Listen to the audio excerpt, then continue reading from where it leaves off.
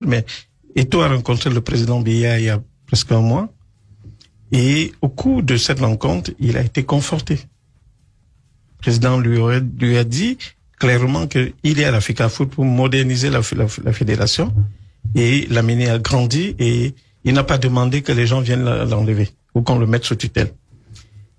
Posez-vous une question. Pour quelle raison Eto'o a tenu autant de temps? Il n'y a eu jamais un combat aussi épique entre une fédération et un ministre aussi puissant, avec tous les soutiens qu'il avait. Alors, si Eto'o a tenu bon, c'est parce qu'il savait qu'il était dans son endroit. Et pour ceux qui connaissent un peu comment le président Biya réagit, il tient compte du droit. Et sur le droit, Eto'o a raison. Je crois que pour comprendre où est-ce qu'on se retrouve aujourd'hui, il faut peut-être aller à la genèse du problème. Alors, de quoi il s'agit? Les textes de la fédération disent que le président de la FECAFOOT propose au ministre une shortlist, et à partir de cette shortlist, le ministre choisit un sélectionneur. Ce qui n'a pas été le cas.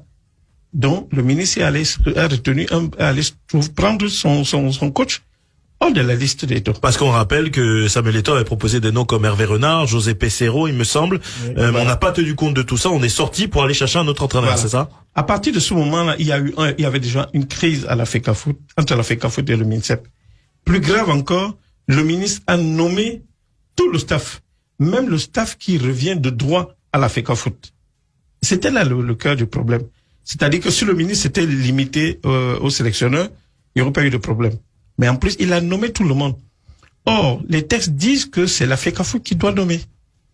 Vous avez vu, on s'est retrouvé avec deux staffs, le staff du ministère et le staff de la FECAFOOT. Et l'erreur que le coach a commise, c'est d'avoir la grosse tête de penser que c'était le ministre qui décidait.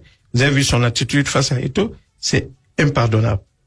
Et vous ne pouvez pas voir dans une fédération dans le monde un sélectionneur qui nargue son président. Ce n'est pas possible. Mais je crois qu'il n'avait pas compris qu'il était dans le continent. Oui, il n'a pas vraiment compris qui est Samuel Eto'o. Voilà. Finalement, au Cameroun, ça a même créé un incident diplomatique, j'ai envie de dire. Oui, puisque l'ambassadeur de Belgique s'y est mêlé et a passé un coup de fil à son compatriote pour lui faire attention. Ce monsieur, c'est pas n'importe qui. Et puis, il y a plusieurs célébrités, il y a plusieurs stars qui ont réagi pour dire leur colère de voir comment un sélectionneur peut traiter Samuel Eto'o. J'ai vu notamment Mokobe hier qui avait fait